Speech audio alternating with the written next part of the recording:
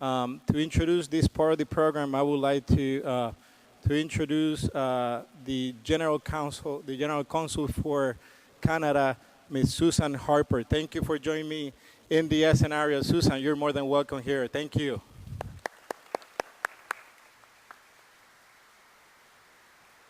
Thank you, David. Bonjour, hello, buen día. Qué placer estar aquí hoy. It's really a pleasure to be here today.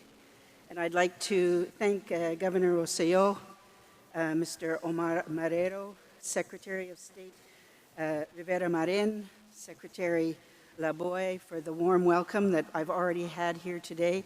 And I'd also particularly like to thank La Comisionada, Jennifer Gonzalez Colon, who was the person who invited me to come to speak here at the P3 Summit when I met with her in Washington. It's certainly a pleasure to have some Canadian companies attending this event and to talk about some of the things that Canada can share on P3s. I'm the Consul General for Canada in Miami, so clearly I have responsibility for Florida, for Puerto Rico, and for the U.S. Virgin Islands. And it is certainly a pleasure to come to beautiful Puerto Rico, where there is the historical location, the culture, and very, very warm welcome for all of us coming from away. I'd like to recognize as well the endurance and resilience that was shown by the Puerto Rican people as they went through the Hurricane Maria. We in Miami certainly went through Irma, but what they went through in Hurricane Maria was so striking, and their resilience and their strength in rebuilding is striking. A large part of these efforts in rebuilding, of course, are devoted to infrastructure. So it's very fitting for Canada to be participating in this conference as Puerto Rico explores innovative solutions to address these challenges. Some time ago in Canada, we also noted that we had growing infrastructure needs and a somewhat gloomy fiscal reality, and we needed innovative approaches, and that is when the P3 model was initiated in Canada.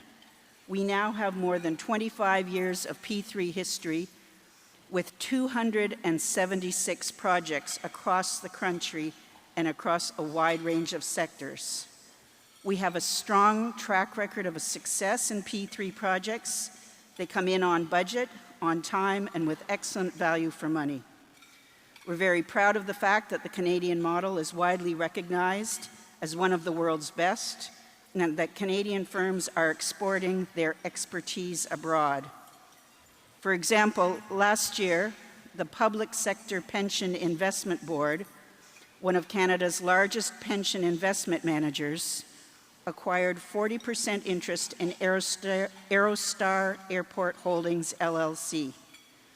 Their goal is to strengthen the operational quality and service level of the San Juan Airport, further supporting the continued economic development and potential of the San Juan area. Infrastructure investment drives jobs, jobs drive growth and competitiveness. So Canada is pleased to share our public-private partnership model and best practices with Puerto Rico, as Puerto Rico moves ahead with its ambitious program to address its infrastructure deficit. These practices are based both on our successes as well as our mistakes, because how else do you learn? And so in this context, I'm very pleased to introduce Mark Romoff, the President and Chief Executive Officer of the Canadian Council for Public-Private Partnerships, and he will outline our P3 experience in more detail. Mark is a passionate advocate for public-private partnerships. His organization has as a mission to promote innovative approaches to infrastructure development and service delivery through P3s with all levels of government. Previously, he was the founding president and CEO of the Ontario Centre of Excellence, Canada's leading innovation, technology, commercialization, and entrepreneurship development organization. I've known Mark for many years because We were both previously in the Government of Canada. He's moved on to other things. When he was with us in the government, he was Executive Director in the Department of Industry and a senior diplomat serving in Nigeria, Mexico, Malaysia, Japan, and the United States. Last year, he also served as advisor for the Miami-Dade County P3 Task Force, and given his expertise and experience, he was also recently named chair of the Canadian Smart Cities Challenge jury. And it's with great pleasure that I invite Mark Romoff to come to the stage. Thank you.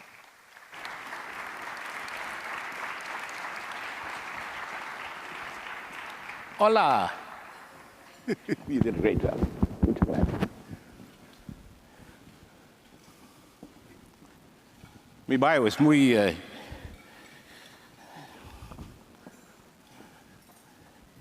impresionante, ¿no?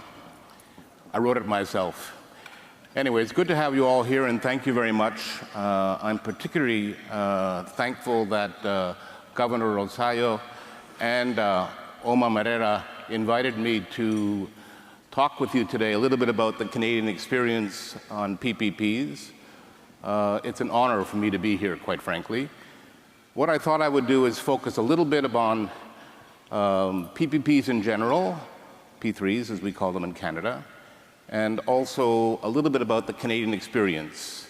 And we're going to make sure that we save some time for questions from you, and I'm happy to entertain any question on any subject, whether it's relevant for P3s or not. I'm pretty good at that.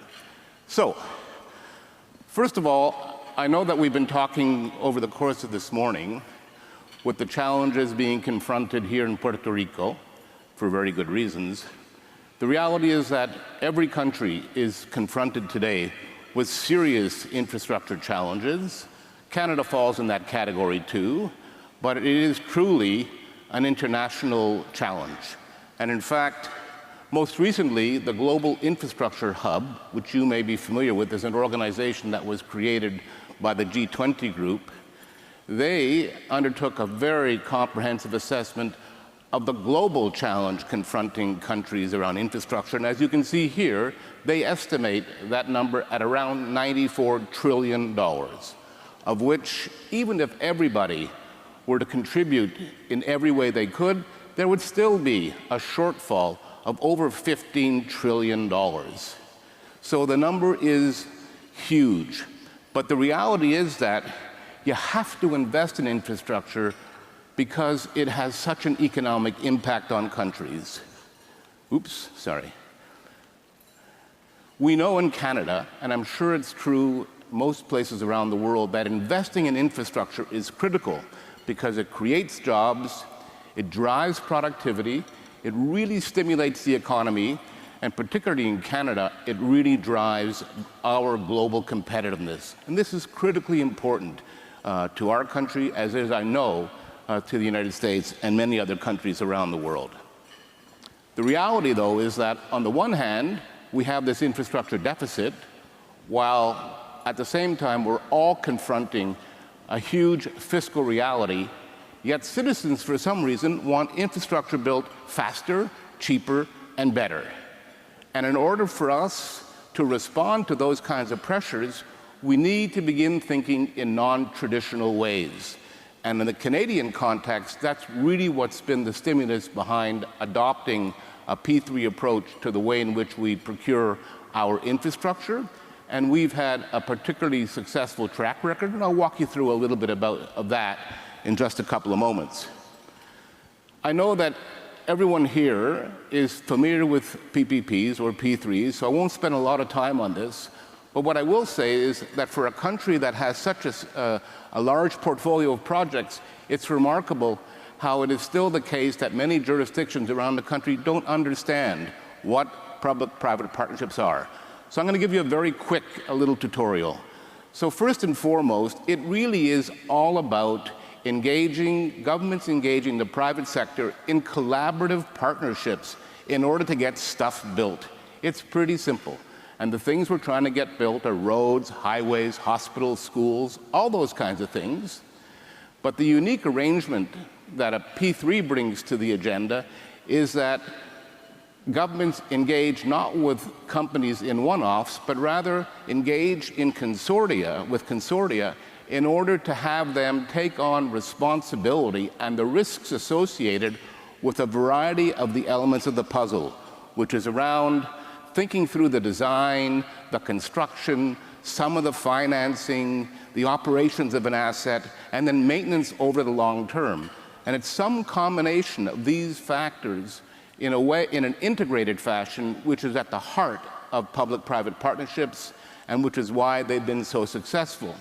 And the other piece of it is that these are agreements entered into between governments or government-like entities and the private sector. They're fixed-price contracts. They're usually for a duration of 25, 30, or 35 years, and they put the responsibility and risks on each party to the extent that they are the best ones to assume them. And by that I mean you can't expect the private sector to accept political risk, but at the same time, governments can expect the private sector to take on risks associated with design and construction. And because these are fixed price, performance-based contracts, the responsibility rests with the private sector to deliver, because if they don't deliver, either in terms of meeting timelines to produce or build the asset and to maintain it over the 30 or 35 years, they'll be penalized everywhere along the way. And it's that penalty clause that keeps them very focused on getting these assets built on time and on budget, because otherwise there are going to be costs and penalties that apply, and they will have to be absorbed by the private sector. So you can understand why that's such a strong motivation for them. And the other thing in the Canadian context, what's really important is that we need to make sure that we're doing P3s for the right reasons. And what that means is we need to be able to demonstrate that we're going to get better value for money, better value for taxpayers, if we move ahead with a public-private partnership. If you can't demonstrate that, you're better off not to go down that road, because experience around the world has demonstrated that when you do it for the wrong reasons, these initiatives fail. And most importantly, in the Canadian context, when we talk about public-private partnerships, we're never talking privatization. So what I mean by that is that in Canada, governments that enter into these P3 arrangements own the asset, they control the asset, and are consistently held accountable for the way in which that asset performs, even though they've turned to a private sector consortium to enable that infrastructure to be built. Really critical piece of the Canadian equation. And just quickly here, there are various different models of P3s, and as you can see here, it's a function of the degree of risk that the private sector takes on at the same time as to how involved they want to be. So you see these 4 or 5 different kinds of models.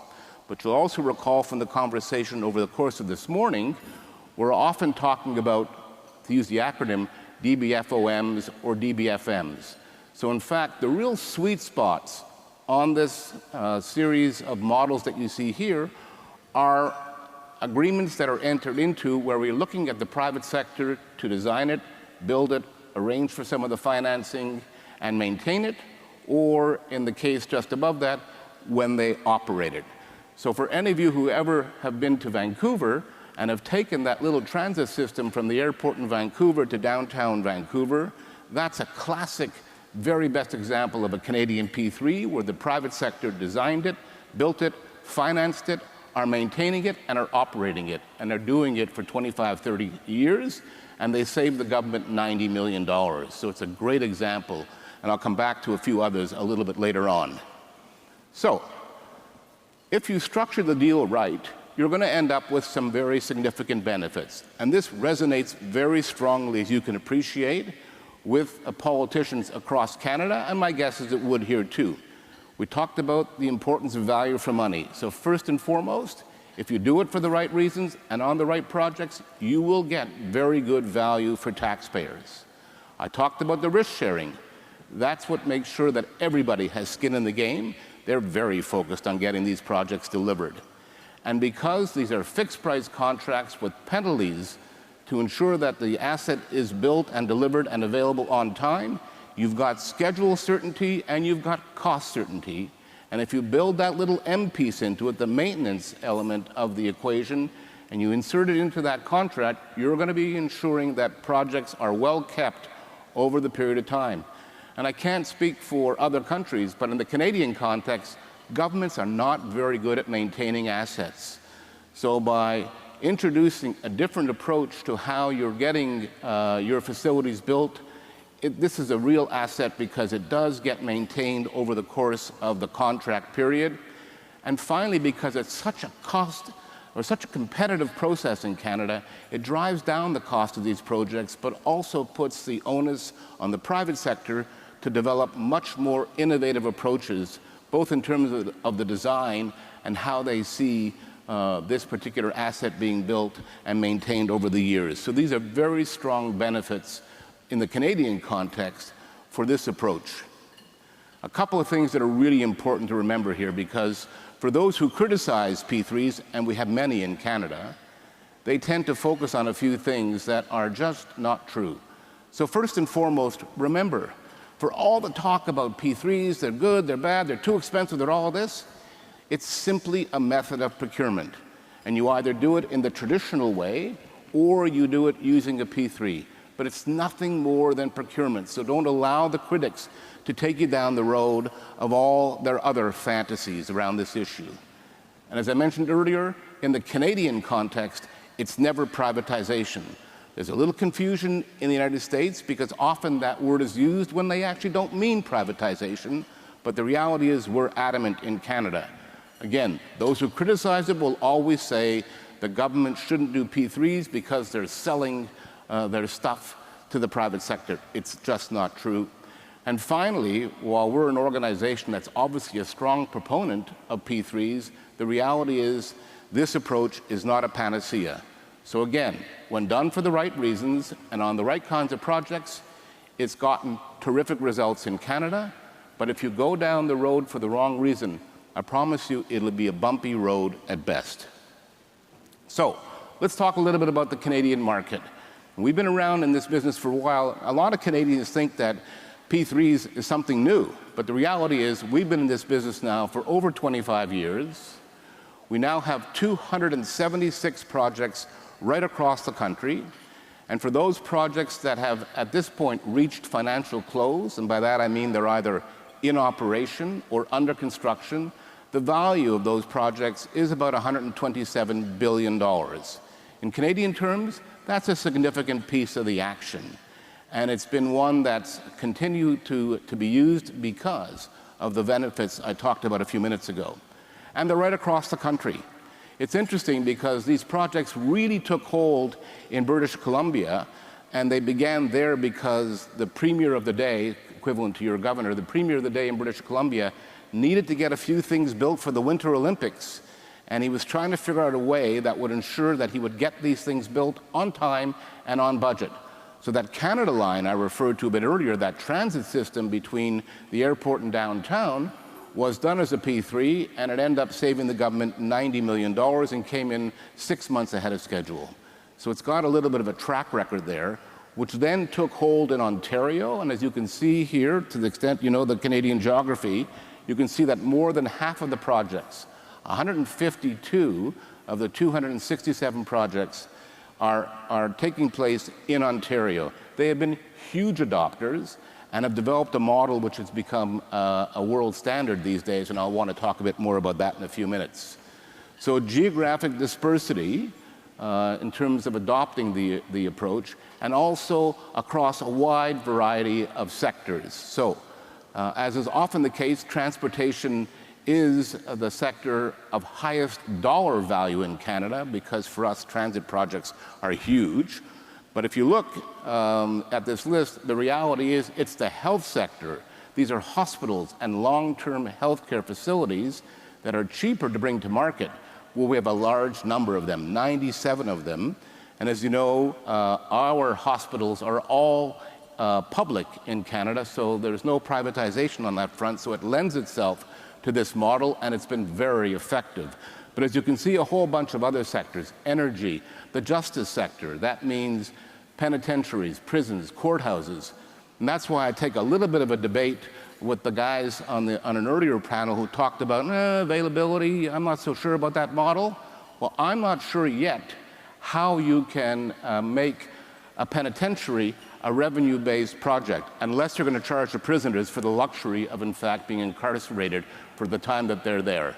So the reality is that we're in the availability business as an approach for good reason.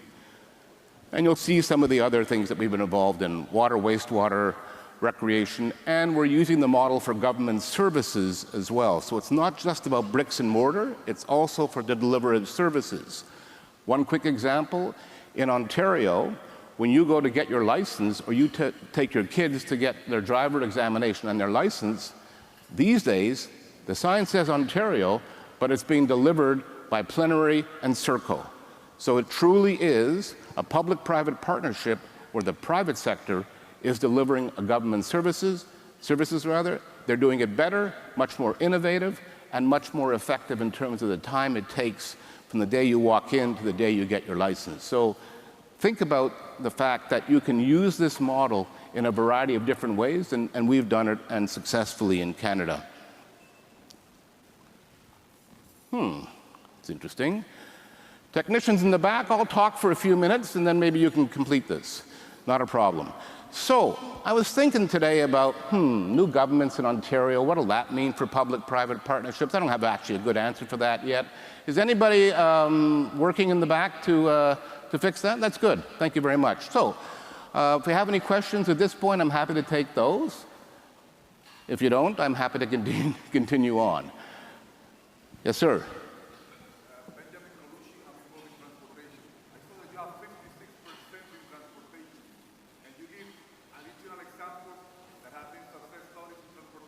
In transportation, it's roads, highways, bridges, and urban transit. And urban transit is the biggest growth sector in Canada today when we talk about PPPs.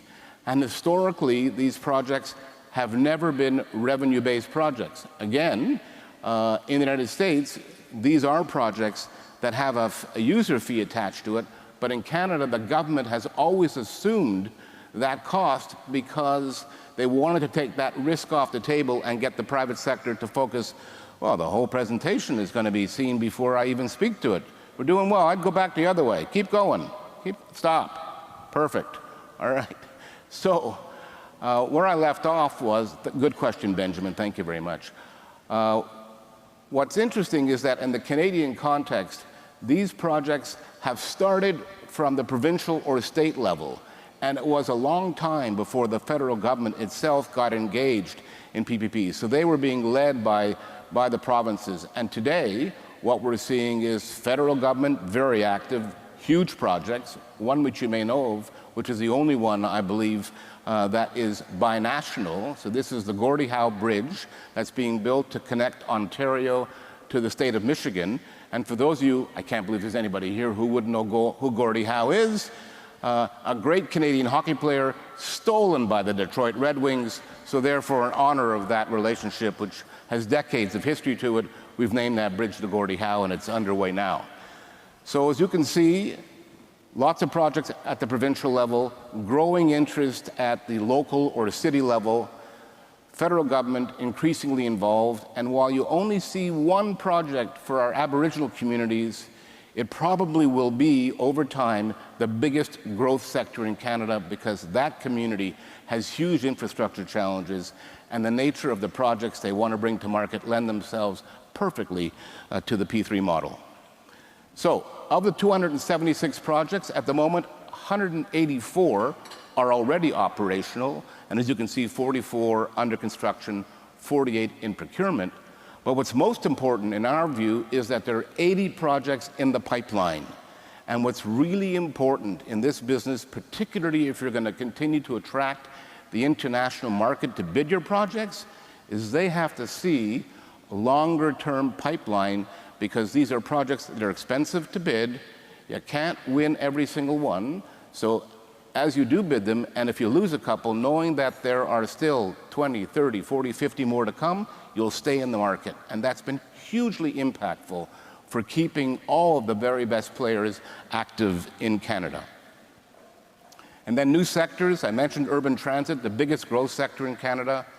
Water, wastewater, I would say every municipality in Canada is faced with old, creaky, and leaky water systems, which must be addressed because the water loss is significant, but more importantly, the regulatory framework governing quality of water is changing, and in order to meet those obligations, these systems need to be updated and in most instances completely replaced. And then other things that you would recognize, broadband. This is a huge issue in Canada. We are the second largest country in the world. As you probably know in geographic terms, we've got 37 million people. Once you get up north, you may not meet your neighbor for months. It's the nature of it, right? So putting in broadband systems or laying fiber is what's enabling us to connect remote communities right across the country. And the other thing, which is of particular interest to us at the Council, is that we have what we're calling, for lack of a better term, a dig once policies. So what we're saying to government is, every time you put a shovel in the ground for a major infrastructure project, take the opportunity to lay fiber or make provision for it. Because if we're going to continue to try and attract talent from around the world, we won't get very many millennials with 1 gig capacity, right? It's the only way to get it up. So when we build these big transit systems, for instance, that's the place to do it. And obviously, we've been talking earlier today about sustainability and resiliency in infrastructure. It's hugely critical. And I can't imagine, as we move forward in our own P3 program, that the next series of projects isn't going to have resiliency at the very heart of it, because we are really concerned about the realities of climate change, cyber issues, the kinds of issues that you've been confronting here as well are ones that are on the minds of Canadians. So, what's really important is the impact of these projects in the Canadian context, and that's what keeps politicians so committed to the approach. So first and foremost, we're getting very good return on our investment in terms of projects being delivered on time and on budget, and with great value for taxpayers. In the case of Ontario, every year their P3 portfolio is independently examined, and last year, just a couple of months ago in fact, they found that for their P3 projects, 96% of those projects were delivered on or below budget. That's hugely significant, hugely impactful. But also, we've commissioned independent assessments of the performance of our P3s over the years, and some of these numbers are also very compelling. So we've demonstrated that over the years, we've saved over $27 billion for governments. There isn't a politician in Canada that doesn't sit up straight when they see that number or hear that story. We've also found that these projects are being delivered, on average, 13% faster than projects that are brought to market in the traditional way, and they come to completion a year earlier than they would normally. These are very significant accomplishments because every year you delay on delivering infrastructure has a huge long-term impact in terms of cost. And then a few of the numbers below are really very compelling. So what we have found, and again, this is independent assessments, have found that on average, these projects are creating 115,000 jobs a year. Again, these may not be big numbers in US terms, but think about little Canada, right? We're 1/10, 1/20th your size. These are big numbers, so do the math. So for us, 115,000 jobs a year, $4 billion of wages associated with those jobs, contribution to GDP in excess of $14 billion, and governments like tax revenues, and that's generated another $4 billion for the federal government and provinces around the country that are engaged in this. So those results, very compelling for us. And at the same time, we're tracking public opinion in Canada. We need to know where this initiative stands. And so in our most recent study, we found that 67% of those surveyed were supportive of public-private partnerships and engaging the private sector in this way to bring things that need to get built to get built. There are two messages here. One, it'd be nice if it was 100%, But if it was, I wouldn't be standing here because the council would be out of business. But more importantly, to be serious about it, we've talked to politicians who said to us that if we had 60% of voters in our district voting for us, we'd be more than happy. So you guys should be more than happy too with 67%. I don't mean to trivialize it, but clearly it's not everybody's favorite approach. There are a large number of critics in Canada, as there are everywhere, and particularly public sector unions, but we keep at it, keep at it, keep at it, and it gets strong support across the country. So let's talk a little bit about the things that make our model or our approach successful, at least in Canadian terms. And what I will say at the outset is, at the beginning, 25 years ago, we didn't know what we were doing. So we went to study at the feet of those countries who had experience. There was the UK and there was Australia, right? They were great. And what we tried to do was to take the best practices of those countries and ones that could be adapted to a Canadian context and bring them home. And then we added a little bit of that secret Canadian sauce. And today we've got an approach that is recognized around the world as being pretty darn good. And the interesting thing is, and I know that there are a few folks here from the UK in the room, as you know, the UK did take a fundamental look at their approach to PPPs, called PFIs in the UK, and they made some substantive changes. And what was interesting is they came to study the Canadian approach before they modified theirs. And it's always wonderful when the parents come to learn from the kids, don't you think? So we've got a model now that's really good, and there are some features about it that are really important, and some of them are actually in place right here in Puerto Rico. That's a good sign too. So first and foremost, commitment by politicians and senior leaders, really important. You need P3 champions.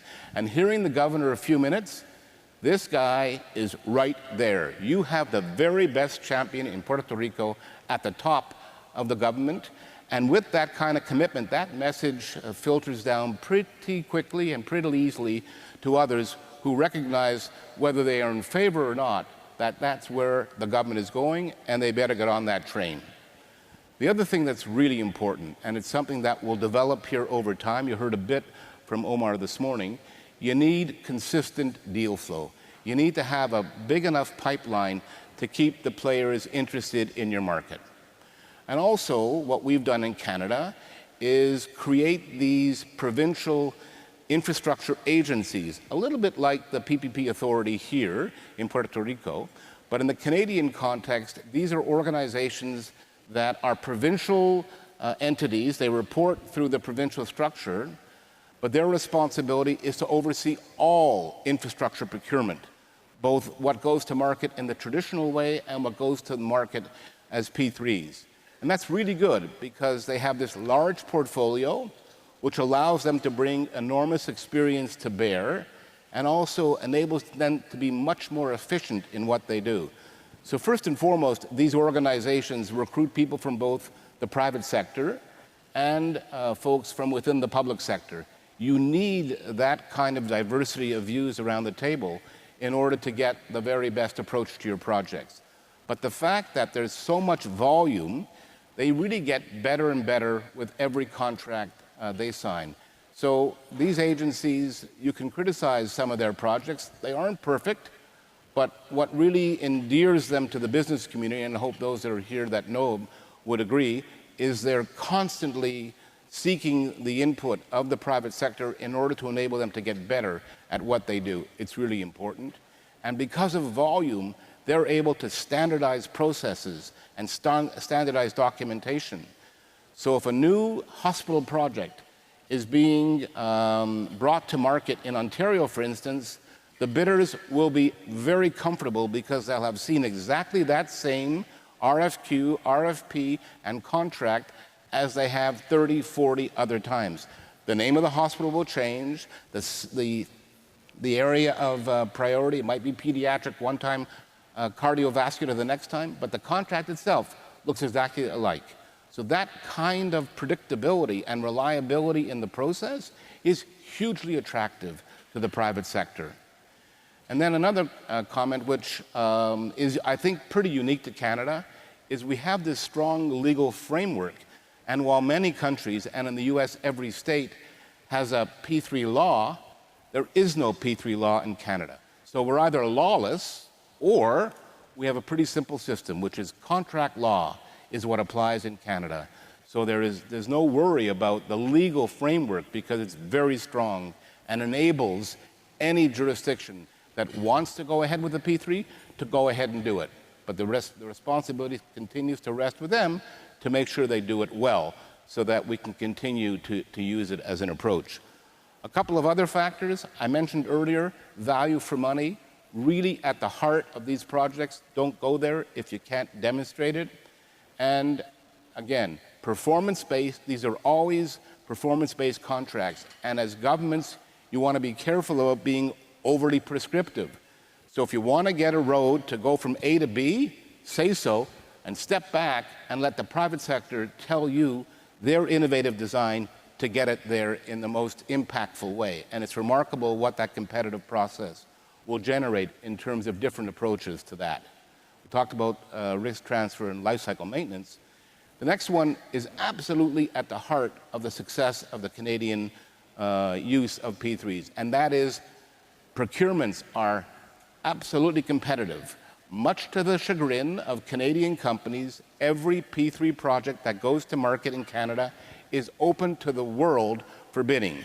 So those guys from Acciona you saw earlier today and those guys from AECOM, they're bidding these projects and they're winning these projects. And as I say, that doesn't exactly ingratiate them to Canadians, but the reality is that the world is changing.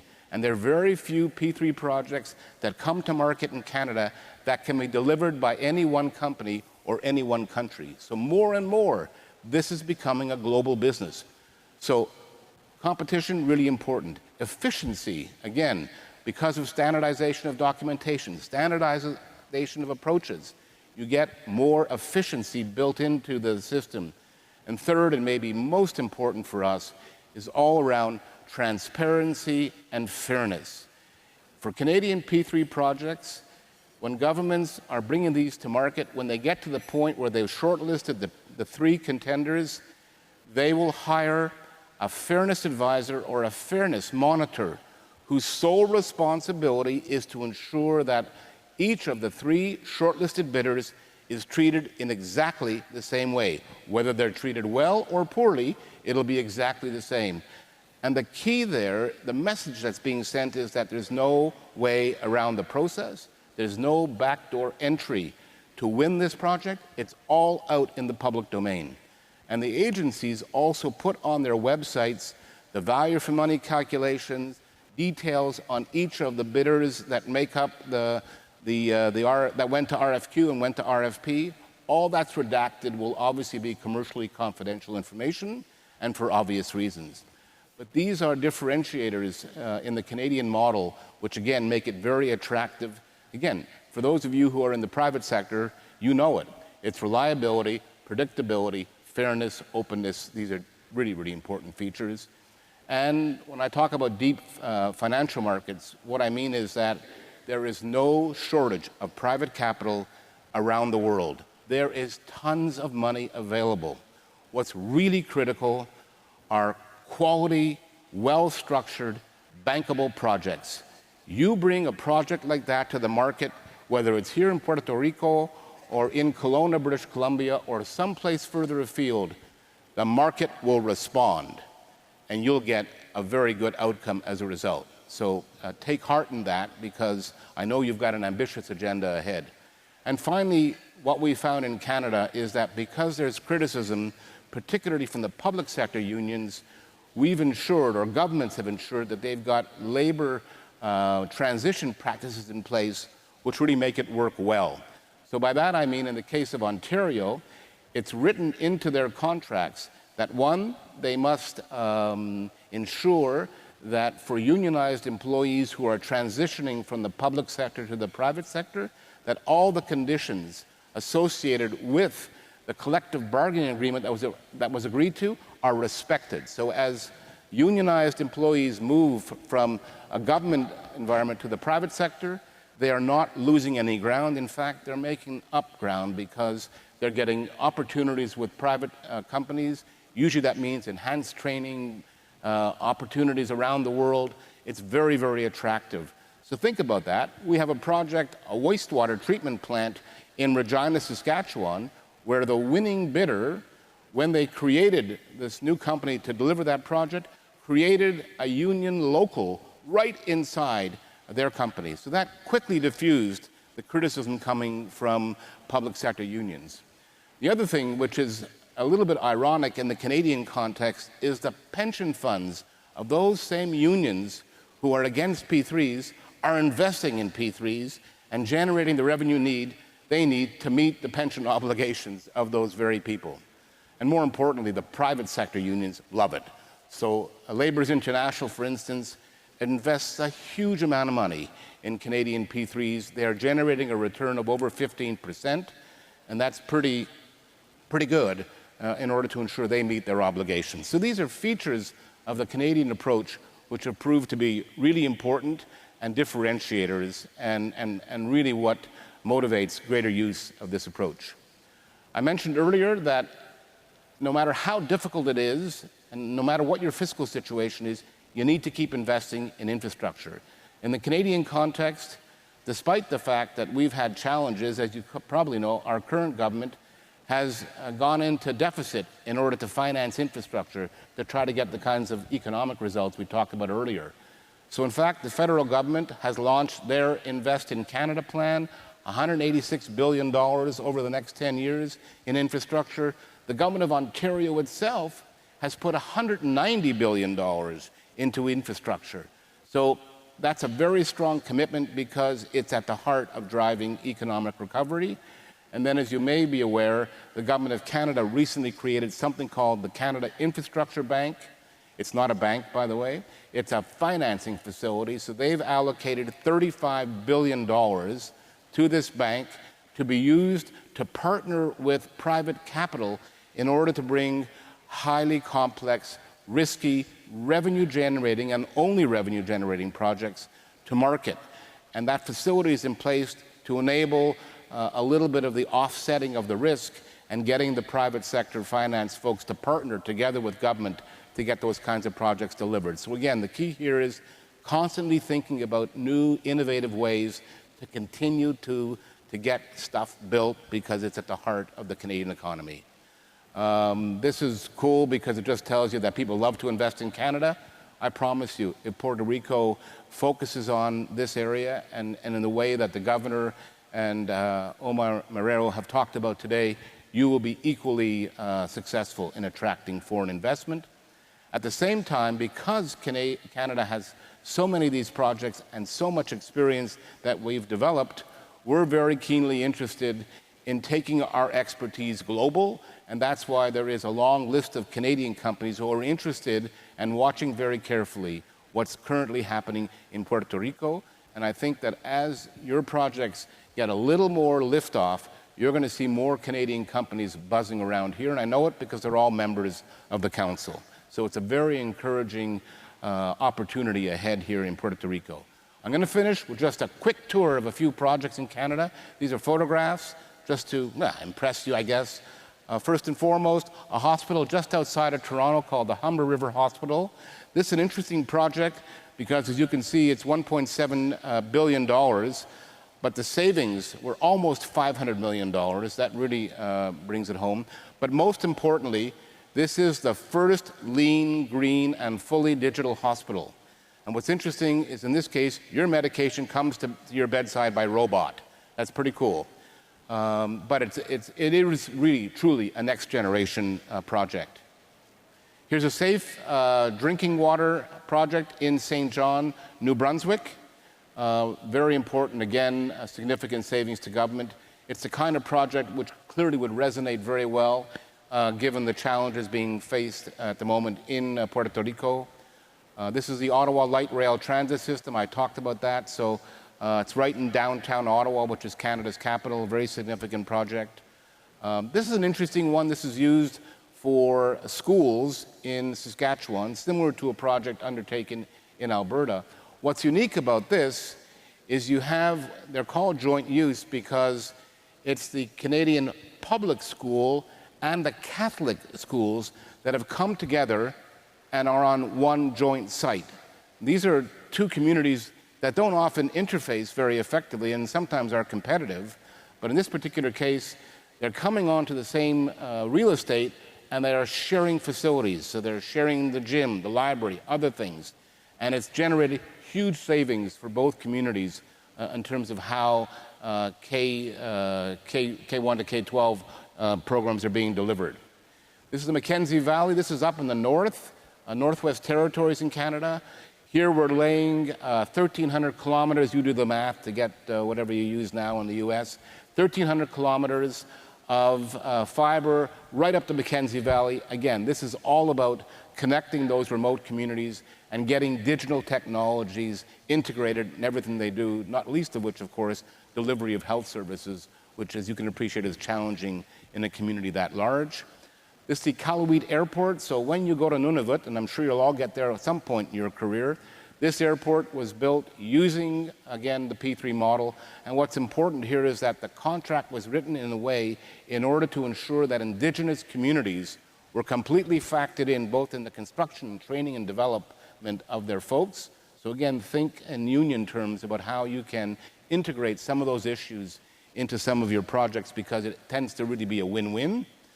This is a correctional center also up in the Okanagan, which is British Columbia.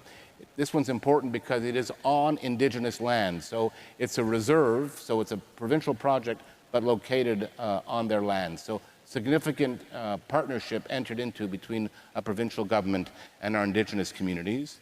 And this was interesting too. This is sort of, it's called a CSEC project, Canadian Securities Establishment. And for that you should read, this is our spy agency in Canada. And what's really important is that you can imagine the security levels needed to deliver this project. And it is the highest security facility in Canada. They chose to do it as a P3. Every construction worker had to, in fact, achieve top-level security clearance. All that to say, not every construction worker is now working on that project, but it's been delivered. It is a great project, but it shows you that if you believe in it, governments will use it for some of their most important things. And this I added only for, well, two reasons. One, because I know you're all a room of symphony buffs, so I wanted to make sure that I catered to that interest. But secondly, and most importantly, it just shows you the diversity of projects that you can use this model for. This is truly a beautiful symphony hall in downtown Montreal, state-of-the-art in every respect, and again, delivered as a P3. So I'm going to finish off with just 2 words about the council itself. People think we're a lobby group, and maybe we sound a bit like that, but the reality is that we have a very special role in that we work as a partner with governments right across Canada to help them as they're trying to get smarter, more innovative, more thoughtful, more modern in the way in which they deliver their infrastructure and make their investments. And yeah, we have a preference for public-private partnerships, but as I said earlier, we're also the same folks who will say, don't do it if it doesn't make sense to do it. So that's really our mandate. We're a member-based organization. Every private sector company that's been on stage today is actually a member of the council. I checked, they're all paid up. Thank you again for that. But most importantly, it is a not-for-profit, it's non-partisan. Our board is made up of government officials and the private sector, as is the membership generally, and is open to companies from around the world, which is why we're very happy to have Acciona, AECOM, and companies like that in our organization. Oops, going the wrong way.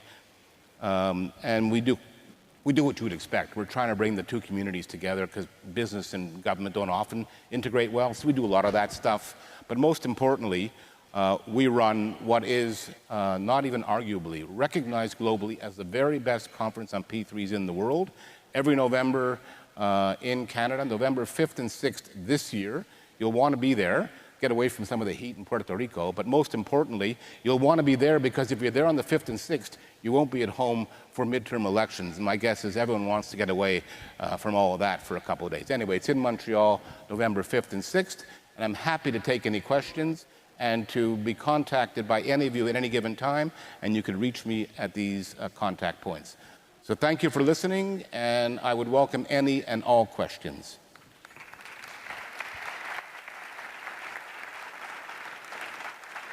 Thank you, Mark.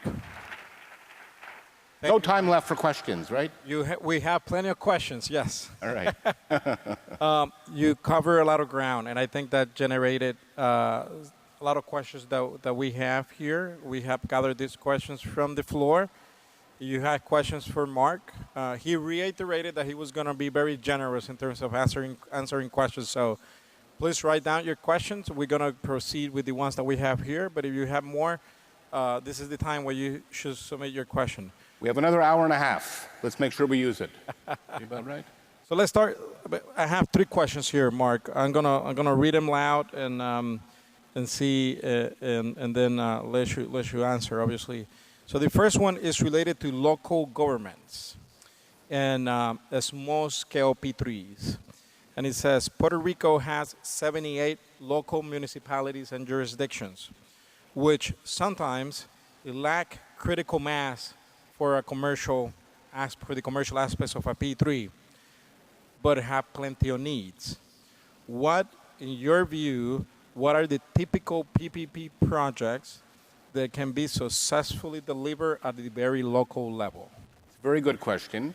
I mean, generally, when people think about PPPs or P3s, they're thinking about projects that have a value of about $100 million or more. But the reality is that there's lots of capacity to deliver projects that are much less expensive. So in the Canadian context, for instance, the wastewater treatment plant project I talked about in Regina is $250 million. That too is fairly expensive, but let's go down a few levels. So what we found in Canada is a couple of things happen. One, communities will bundle projects, and I know there was reference to this a bit earlier. So you might get a couple of communities who all have the same issue around drinking water or water wastewater facilities. A few of them will come together, and by doing that, they get enough heft in the size of the project that it's attractive to the private sector. In the case of schools in the province of Alberta, the government brought together 41 schools they wanted to have built, and they delivered them in 3 different tranches as bundled projects. And once you did that, they had more than enough of a cost attached to it that it can be done. And it was very attractive to the private sector. Often, though, in the Canadian context, the challenge for municipalities or cities is that their knowledge of P3s is limited because they might not have a great number of projects that they're bringing to market. So even generally building infrastructure can be challenging. So there is capacity building needed there to get everybody onto the same page, and the council is very actively involved. So to the extent that, say, the PPP Authority here or other organizations, sometimes the private sector, can help communities better understand how to structure their procurement in order to get the very best outcome, even for projects at $50 million or below. So for instance, we've got, again, water projects in parts of Ontario that are below $50 million, and they're being delivered using a P3 model. What you want, even if you don't call it P3, you want the discipline of the P3 approach. And by that I mean, you really want communities to be thinking about how do we get the very best value for our investment? How do we identify clearly what is it we want to be achieved here? What are the outcomes? And then let the private sector bring all of their imagination and talent to developing it for you. So you can get those outcomes. It is more difficult for smaller projects, but it's only about commitment to doing it and working at it and getting help when you need it. And quite frankly, even for big projects, you know, I talked about these multi-billion-dollar projects. In every case in Canada, the agency that's procuring the asset, whether it's a hospital or something else, always hires outside advisors. Even though they have their own lawyers, they'll hire a legal advisor, a financial advisor, and a technical advisor, as often will the private sector. And you need these teams working together in order to ensure that you get a really solid contract that works for both parties. If you get a lousy contract, you'll be sorry. And it does happen. So that's really where it's important to stay focused. Sounds good. Yeah, that's a very good question. Packaging and bundle it up. And okay, we have 2 more questions. I'm going to go to. There's another one related to local content. It is also, and this one is from a different perspective, and it's related to local participation. So it says, P3s are known to attract foreign investment. What can be done to ensure local entrepreneurs, investors, or developers also participate and create expertise in the P3 market, so the local participation of the local industry? It's a great question, and it's been a huge issue in Canada because our smaller companies feel that they're not enabled to participate. So a couple of things have happened which I think have been innovative in their thought process. In the case of Ontario, in the RFP, they mandate as one of the criteria, local knowledge, for which you should read that in order to get the local knowledge you need to ensure that you've got local companies and local capability inside your bidding consortium. Because if you can't demonstrate that, you'll get 0 in terms of points under that category. And this P3 process is so competitive that nobody can afford to get 0 under any criteria. So that really mandates that local players are truly engaged. So without saying you must have them, the reality is that you must have them. And it's really important too because we have had cases in Canada where there have been mistakes made around regulations and meeting the regulations, and that's required consortia to actually really pull out stuff that they had built because it didn't meet the specs. And again, the charm of the P3 process is that it had to happen, and it had to happen at the expense of the bidders, because it wasn't the government's fault that they didn't know what they were doing, but they do have an obligation to meet the requirements of the contract. So in part, local knowledge very effective, and as I mentioned earlier too, it is now a requirement in most provinces that all of the terms and conditions of the collective agreements mandate that they be respected in the process. And I'll finish by saying that for our big players, what they have found is that in order for them to deliver these projects in a way that enables them to be competitive, they have to hire local companies because it makes them more competitive. And it's such a competitive business in Canada these days that it's only those consortia that have a good consortium that has that local component to it that is winning these projects. So you can make it happen, and the smart big players know that that's going to be their value add when they go to bid. But it won't happen of its own volition. So I think that to the extent that we can provide advice to other countries, we say focus on this because it's really important. In the case of Saskatchewan, which has very few projects, they recently put out a press release that 300 local companies have worked on their P3 projects. So for the politician in that province, it was critically important to demonstrate that local companies were benefiting from this model. So if you put the right kind of ethos and culture into the system, you can make it happen and play hardball on that front. Good. That's an important question that we see it constantly coming back in the debate here locally. Okay, the last question that we have from the floor at this point is a question related about price versus value. And it reads as follows. Sometimes P3s are associated with increases in prices or services or prices, despite of the fact that the quality is improved. How would you, in your experience, how would you recommend overcoming that challenge from the general public that think automatically that P3s mean higher rates or higher tolls, and they tend to oversee the fact that they getting better value for the money? Part of it, for those who criticize P3s, they'll always say it's more expensive for the private sector because they can't lend money at the same rate that governments can. And that is generally true. But the reality is when you think about P3s, we're talking about contractual arrangements for over a period of 30 to 35 years, which factors in the life cycle maintenance of the asset. So if you were to, when you do that analysis and bring it back to net present value, it actually shows that it's cheaper to go ahead with a P3 than not. because what's often analyzed by those who say it's more expensive is the upfront cost of the project, so the cost of construction. But the reality is that you have to do all of the math. Right?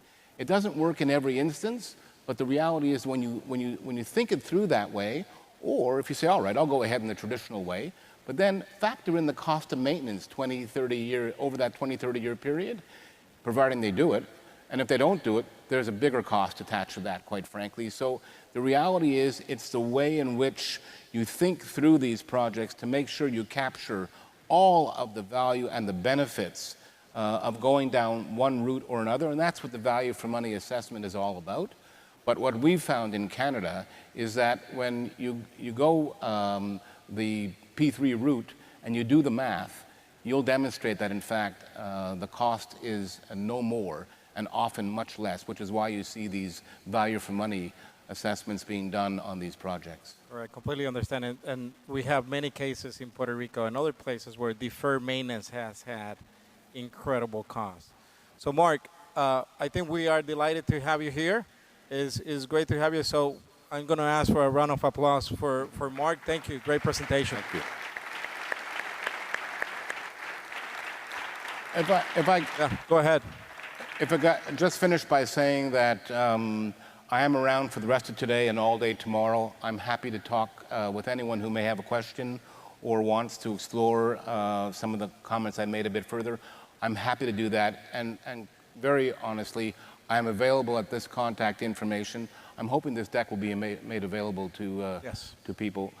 So please feel free to connect with us at any time on any question. We're more than happy to be as helpful as we can. We'd love for Puerto Rico to experience some of the real value and benefits that we have in Canada. We want to get P3s, frankly, to become viral. So we'd be happy to get that infection to be as serious as possible here in Puerto Rico. Thank you again. Thank you, Mark.